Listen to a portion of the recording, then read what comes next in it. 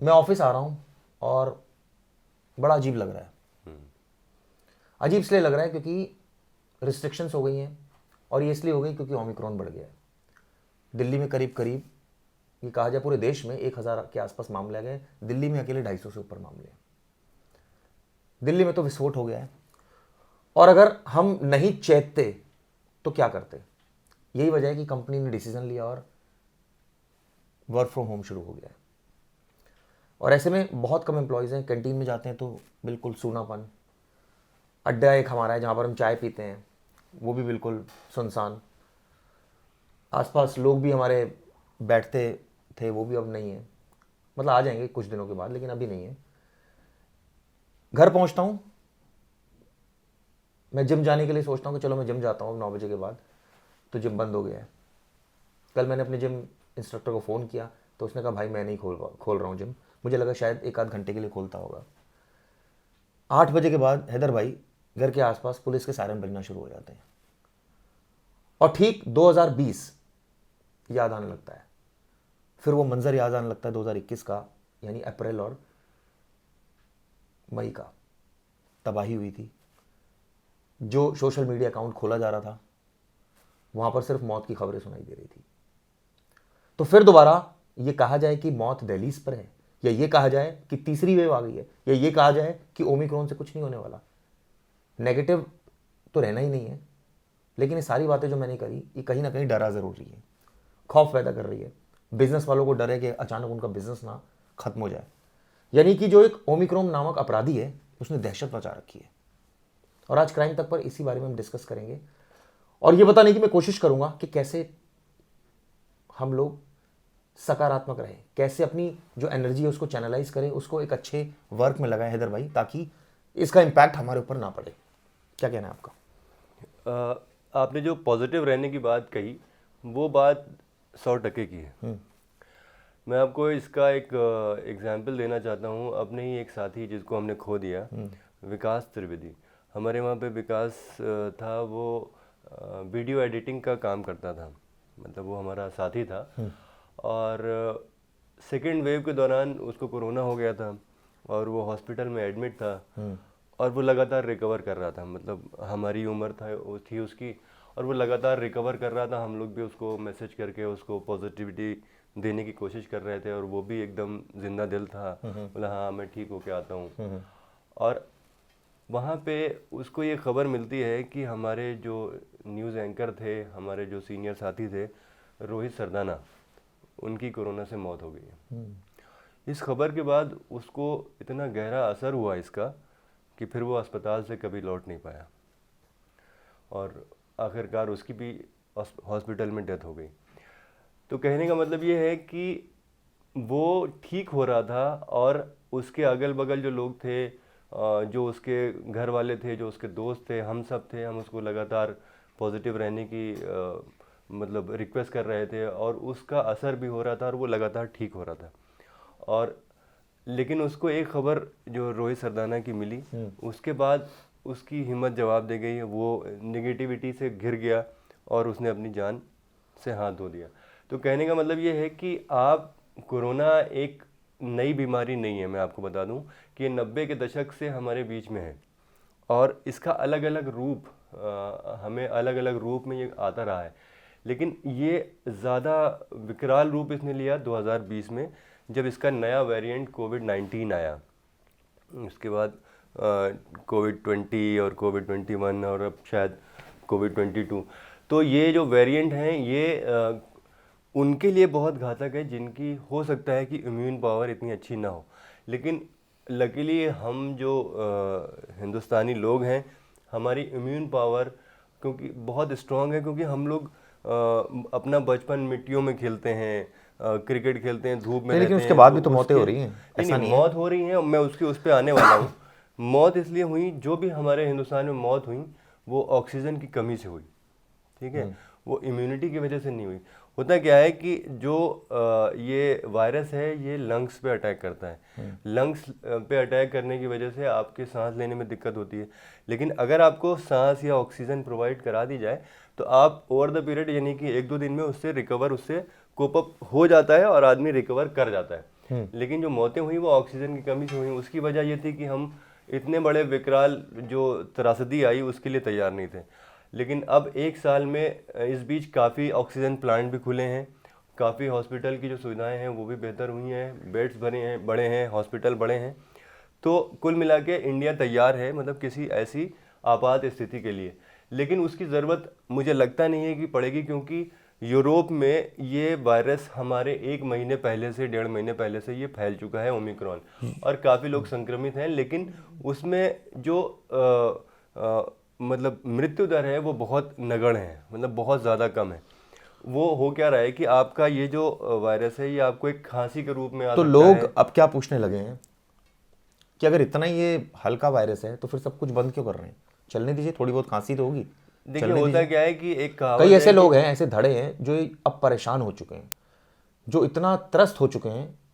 पहले कोरोना ने उनका आर्थिक स्थिति कमजोर कर दी, उसके बाद किसी तरह वो उभर पाए, तो अब ये फिर दोबारा स्थिति आ रही है, तो वो इतना परेशान है तो कह रहे हैं कि जी हम जी लेंगे, अगर ये इतना ही लाइट वेरिएंट है तो हमें जीने दीजिए, खांसी तो होगी, खा लेंगे हम दवाई। लेकिन सरकार इन सब बातों को नहीं मान रही है। सरकार का कहना है, दिल्ली की सरकार की अगर बात करूं, उन्होंने येलो फेज में हमें डाल दिया है, यानी कि कई सारी चीज़ों पर रिस्ट्रिक्शंस हो गई हैं, कर्फ्यू लग गया, नाइट कर्फ्यू, और आने वाले दिनों में अब आहट लॉकडाउन की सुनाई दे रही है। और अब कुछ दिन पहले तक दिल्ली सरकार स्कूल खोल रही थी, अब अचानक देखिए स्कूल का तो कुछ अता पता ही नहीं, अब कब खोलेंगे क्या है, ये वायरस कब तक रहेगा ये भी नहीं पता है। यूके में एक दिन में 1 लाख केस आए, सबको पता है। यहाँ पर भी अब लगातार कोरोना के केसेस बढ़ गए। अब सवाल ये उठता है कि अगर किसी को हल्की खांसी जुकाम है तो क्या उसको कोरोना है, क्या उसको ओमिक्रॉन है? अब इसमें ये साइंटिफिकली कौन प्रूव करेगा? ये करेगा डॉक्टर प्रूव, रिपोर्ट्स प्रूव। आप चले जाइए, अगर आपको हल्का खांसी भी है तो आपको कोरोना बता दिया जाएगा। ऐसा होता है हैदर भाई? देखिए आपने कहा कि इतनी तैयारियां क्यों हो रही हैं।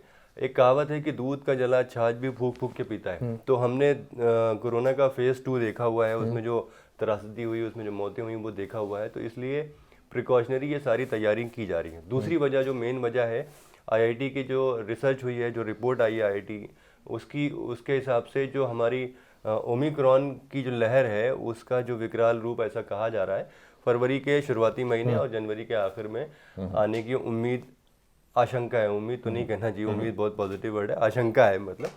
तो इसलिए ये तैयारी की जा रही है कि जो गुंजाइश है, जो आशंका है, उसको कम किया जा सके। मतलब हम अगर लॉकडाउन अभी से लगा देंगे तो हो सकता है कि जो स्प्रेड होने की तादाद है वो कम हो जाए। दूसरी बड़ी बात यह है कि आने वाले वक्त में चुनाव है, पंजाब है, उत्तर प्रदेश है, इन सब जगहों पे है। तो लगातार ये चर्चा चल रही है कि ये चुनाव, क्योंकि सबसे ज़्यादा जो सघन, मतलब आपकी जो आबादी का घनत्व है वो यूपी में है। यूपी में हमारे देश की 20% आबादी रहती है, और वहाँ पे अगर ये फैला तो बहुत विकराल रूप ले लेगा। तो इसलिए लगातार ये जो एक्सपर्ट्स हैं वो राय दे रहे हैं कि यूपी का इलेक्शन टाल दिया जाए, वरना। क्या हुआ ऐसा? अभी तक हुआ तो नहीं है, होगा। ये तो सरकार की इच्छा पे निर्भर करेगा कि करेगा इच्छा पर क्या निर्भर चाहती है। बिल्कुल सरकार के हाथ में ये फैसला है। अगर सरकार चाहती है, या फिर सुप्रीम कोर्ट अगर खुद इस मामले का संज्ञान ले ले तो वो भी आदेश दे सकते हैं। लेकिन अब वो कितना इम्प्लीमेंट होगा, कैसे होगा, क्या होगा, ये आने वाले वक्त में मालूम चलेगा। लेकिन अभी जो हालात हैं उसको देखते हुए प्रिकॉशनरी ये कहा जा सकता है कि यूपी के चुनाव टाल देने चाहिए, क्योंकि अगर संक्रमण इतना ज़्यादा भीषण है तो कुछ लोग तो ऑब्वियसली इसको सपोर्ट भी कर रहे हैं, कह रहे हैं कोई ज़रूरत नहीं है। और खासकर मैं आपको बताऊँ, बहुत सख्त बोलूँगा, कुछ ऐसे इलाके हैं और कुछ ऐसे कम्युनिटीज़ हैं जहाँ पर वो लोग ना कोरोना मानते हैं, ना वो लोग ओमिक्रॉन मान रहे हैं। ठीक वैसे ही लोग दूसरी कम्युनिटी में भी हैं। नहीं, आपने अभी दिल्ली में देखा कि कैसे जो मार्केट्स हैं उनमें भीड़ देखी, ये आपका क्रिसमस के दौरान कैसे भीड़ थी, मतलब एकदम जगह नहीं थी। अभी भी जो शादियां हो रही हैं लगातार, उसमें आप भीड़ देखिए कितनी हो रही हैं। और आप देखिए बड़े बड़े नेताओं की, आप देख रहे होंगे, रैलियां देख रहे होंगे, बड़े बड़े नेताओं को मैं आपको दिखा दूंगा, वो फॉर्मेलिटी के लिए 2 मिनट के लिए मास्क पहनते हैं, उतार देते हैं। बहुत से नेता तो मास्क नहीं पहनते नहीं है, चाहे वो बीजेपी को, चाहे कांग्रेस को, चाहे दूसरी पार्टी के हो, चाहे आम आदमी पार्टी के हो। आप देखिए, आप आज से टीवी देखना शुरू कीजिए, देखिए कहाँ कहाँ रैली हो रही है और कहाँ कहाँ जो भी संबोधन हो रहे हैं वहाँ देखिए कितनों ने मास्क पहना हुआ है। सिर्फ ये नजर रखिएगा। तो क्या ये लोगों के लिए सख्ती है? क्या नेताओं को के लिए कोई सख्ती नहीं है? क्या चुनाव जो रैलियां हैं, ये चुनाव जो है वो टाल नहीं दिए जाने चाहिए? आपको पता है कि जो चुनाव रैलियां होती हैं तो जो बड़े बड़े नेता, जो सत्ता में बैठे हुए नेता होते हैं, वो लोकल प्रशासन पे ये दबाव डालते हैं कि गांवों से भीड़ आनी चाहिए। हाँ। तो वो जो गांव से आई हुई भीड़ होती है, भले वो इच्छा से आए हो या अनिच्छा से आए हो, मैं कुछ लेकिन वो आते हैं मजबूरी में और कैसे भी करके, और वो उनकी तादाद बहुत ज़्यादा होती है और वो बहुत नज़दीक होते हैं। तो उनमें अगर ये चीज़ें फैल गई तो काफ़ी खतरनाक हो सकता है। और वहाँ तो इतनी फैसिलिटी भी नहीं होती गांव में, तो यहाँ तो फिर आप एक बार एडमिट हो जाओगे, वहाँ तो वो भी नहीं है, घर पर ही आपको इलाज करना पड़ेगा। हालांकि कई सरकारें ये भी कह रही है कि होम आइसोलेशन करिए, अपनी जिम्मेदारी से बच रही हैं, या ये कहे कि इसका ट्रीटमेंट यही है, क्योंकि उनको पता है कि अगर वो सारे एडमिट हो गए अस्पतालों में तो फिर ऑक्सीजन की कमी, ये तो मेडिकल इमरजेंसी कह देंगे वो, उनके पास एक वर्ड होता है मेडिकल इमरजेंसी। वो कहेंगे इंफ्रास्ट्रक्चर तो किसी भी देश का क्रैश हो जाएगा अगर इतनी पॉपुलेशन आ जाएगी इलाज कराने के लिए। अब मैं थोड़ा इसके वैज्ञानिक पहलू पे आता हूँ। पहला पहलू तो ये है कि जो रिपोर्ट आई है अब तक, उनमें यह है कि जिन लोगों ने वैक्सीन की दोनों डोज ले ली हैं, यानी कि वो वैक्सीनेटेड हैं, उनमें उनके पे ख़तरा बहुत ज़्यादा कम है, क्योंकि ये जो डेल्टा वेरिएंट था, वो उससे जो आपने डेल्टा वेरिएंट से एक जो वैक्सीन ली, उससे आप इम्यून हो गए, तो उससे जो आपकी बनी इम्यूनिटी है वो ओमिक्रॉन से लड़ने के लिए पर्याप्त है। पहली रिपोर्ट है। दूसरा वैज्ञानिक पहलू, इसको वैज्ञानिक से ज़्यादा कमर्शियल पहलू कहना चाहिए, कि जो कंपनियां अभी 1 साल पहले तक डेल्टा वेरिएंट की वैक्सीन बना रही थी, वो अब इसकी ओरल मेडिसिन लेके मार्केट में आ चुकी हैं, जिसे आप बूस्टर डोज भी बोल सकते हैं। तो इसका एक ये आर्थिक पहलू भी है कि कैसे ये जो दवा कंपनियां हैं वो लगातार मौके का फ़ायदा, यानी कि आपदा को अवसर बना रही हैं और लगातार अपनी धड़ाधड़ दवाएं लॉन्च करते जा रहे हैं, और इस बीच सरकार भले भी खुश किसका भी नुकसान हो रहा हो, लेकिन इनका तो फायदा हो रहा है। उनका फायदा हो रहा है और सरकार को उससे। एक सबसे बड़ा सवाल, बच्चों को वैक्सीन नहीं लगी है, और आप सोचिए अब 15 से 18 तक बात तो की जा रही है, हमारे देश के 18 से नीचे जितने भी युवक कहूँगा, बच्चे कहूँगा, उनके लिए कितना बड़ा खतरा है एक तरह से देखा जाए तो। उसके ऊपर सरकार ने क्या किया है, अब क्या करने जा रही है? आपने सबको तो कर दिया वैक्सीनेट, बहुत अच्छा किया आपने, बहुत बड़ी पॉपुलेशन है, आपका स्वागत है, तारीफ के काबिल है आप, लेकिन बच्चों का क्या होगा? अब बच्चों के साथ जिनके बच्चे हैं वो अब वो क्या करें? बच्चों को बाहर ना निकालें, उनके पास तो एक भी डोज नहीं है, उनको तो कोई ओरल डोज नहीं दी गई है। मुझे ऐसा लगता है, मैं ये नहीं कह रहा कि सरकार ने गलती की, लेकिन मुझे ऐसा लगता है कि जब ये पूरा वैक्सीनेशन का प्रोग्राम चल रहा था तो साथ साथ बच्चों का प्रोग्राम भी शुरू करना चाहिए था। क्या उस समय तक वैक्सीन नहीं थी बच्चों की जो नहीं किया गया? नहीं, बच्चों की वैक्सीन अभी तक मतलब किसी भी देश ने नहीं बनाई, पूरे वर्ल्ड ने नहीं बनाई है। अमेरिका में मॉडर्ना ने बनाई है और बाकी दूसरी कंपनियां उन्होंने बनाई है वो, लेकिन वो अभी ट्रायल फेज में, मतलब वो जब तक बच्चों का मामला है, इसलिए जब तक वो शॉर्ट चीज़ें नहीं बन जाती हैं तब तक उनको देना खतरनाक हो सकता है। हालांकि कुछ देशों में बच्चों को दी भी गई हैं, और अब हमारे देश में भी शुरू हो रही है 15 से ऊपर के जो बच्चे हैं। उससे नीचे भी बहुत पॉपुलेशन है। अच्छा हाँ, उससे नीचे जो आपने बहुत बढ़िया सवाल किया कि जो बच्चों को टीका लगता है, फर्ज कीजिए पैदा होने के बाद से 10 साल तक बच्चों को टीका लगता है, तो जो उनके टीके लगते हैं वो टीके जो है वो मतलब काफ़ी होते हैं इन तरह की चीज़ों को झेलने के लिए। नहीं, तो ये रिसर्च ये बोलती है कि वो टीके काफ़ी नहीं होते हैं। अगर वो टीके काफ़ी होते तो सरकार एकदम ये ओपनली डिक्लेयर कर देती। ज़रूरत है उन बच्चों को भी वैक्सीनेट करने की, साथ साथ पैरेलली प्रोग्राम चलाने की, ताकि और बहुत जल्दी, बिल्कुल बहुत जल्दी, इसमें कोई कोताही नहीं होनी चाहिए। क्योंकि आप सोचिए ना, एक स्कूल खुलता है, कोरोना फैलता है, एकदम स्कूल बंद कर दिए जाते हैं, और बच्चों के मामले में तो एकदम सरकार पर सवाल एकदम खड़े हो जाएंगे कि क्या हो रहा है। अगर किसी दुर्भाग्यपूर्णवश अगर बच्चे की मौत हो जाती है इस वेरिएंट से, तो खतरा है, सब कुछ है, मैं कह रहा हूँ। और हैदर भाई, एक बात ये भी है कि चलिए आपने अच्छा किया, आपने ये सब लॉकडाउन करने जा रहे हैं, कर दिया है काफ़ी कुछ, लेकिन सवाल ही उठता है कि अभी भी कई ऐसे लोग हैं, मैं कहूँगा बहुत ज़्यादा ऐसे लोग हैं जो डरते नहीं हैं, और मुझे लगता है डरना नहीं चाहिए, अलर्ट रहना ज़रूरी है। डरने का मतलब तो है कि आप खत्म है। क्यों आपको लगता है ये बात सही लगती है कि अगर डर गए आप तो कुछ नहीं कर पाएंगे? देखिए, डरना जो वर्ड है वो थोड़ा सा बहुत हार्श है, मैं इसको निगेटिविटी बोलता हूँ कि निगेटिव नहीं रहना चाहिए, आपको पॉजिटिव रहिए, और पॉजिटिव रहते हुए सारी चीज़ों को लीजिए, जो प्रिकॉशन है उनको लीजिए, और दूरियां बना के रखिए, और बाहर जाने से थोड़ा कतराइए। मतलब जैसे बहुत से लोग हैं जो अभी भी यात्राएं कर रहे हैं। अभी आप एक डॉक्टर से बात कर रहे थे, वो भी गोवा गए हुए थे, तो वो दिल्ली के डॉक्टर हैं, वो गोवा गए हुए हैं, वहाँ पे पार्टी कर रहे हैं। और अभी 31 दिसंबर आ ही रहा है, 31 दिसंबर कल है, और उसमें पार्टी करने से अगर बचेंगे तो ठीक रहेगा। नहीं, मैंने सुना एक स्टेट ने तो ये अलाउ कर दिया है क्या कि आप 31 को आपको अलाउ है, कोई नाइट कर्फ्यू नहीं है? हाँ, गोवा और राजस्थान जैसे कई स्टेट हैं अलाउ कर दिया कि आप करिए पार्टी।